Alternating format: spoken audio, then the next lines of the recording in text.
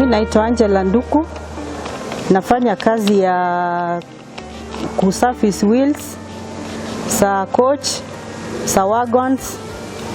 Mimi na ile kitu inanifanya niweze kufaulu kufanya kazi na wanaume ambao ndio wamejaa mahali hapa ni kukua pamoja na wao na kusaidiana.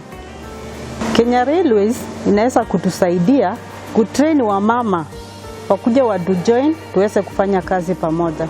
Sijaona ile kitu inanitatiza sana nikifanya kazi mahali hapa. Shida sikosangi, siko tu. Zingine inaweza kuwa siku yako si mzuri. Umekuja tu na mambo zako inakusumbua kwa akili. Maybe mtu akuongeleshe, uone ni kama amekudharau juu ni mama. Vitu kama hizo. Faida ile wamama wanaleta kwa shirika ni kuonyesha dunia mzima kama wamama wanaweza kufanya.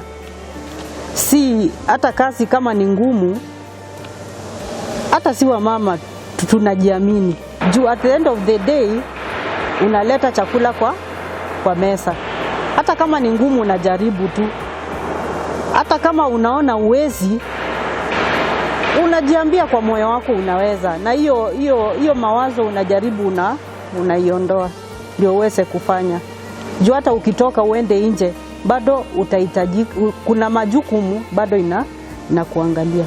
Ile kitu naweza waambia ni kuwaambia hii matatizo huwa pali popote, hata kama ni wapi, kwa ofisi, wapi, everywhere. Hiyo matatizo inakuaga, ni kuvumilia tu na kufanya kazi. Ndio mwishowe uweze kusomesha watoto wako, uweze kufanya mambo zako.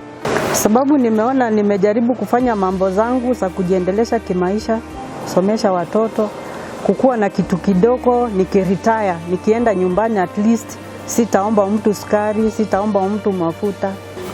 Ile kitu naweza advise wa mama wasiongope kazi. Kazi ni kazi. Iwe ni ngumu, iwe ni rahisi, na katika hii dunia ya sasa hakuna kazi rahisi. Ni kujitolea na kufanya kazi na roho moja. Kwa majina naitwa Agnes Nduku. Happy International Women's Day.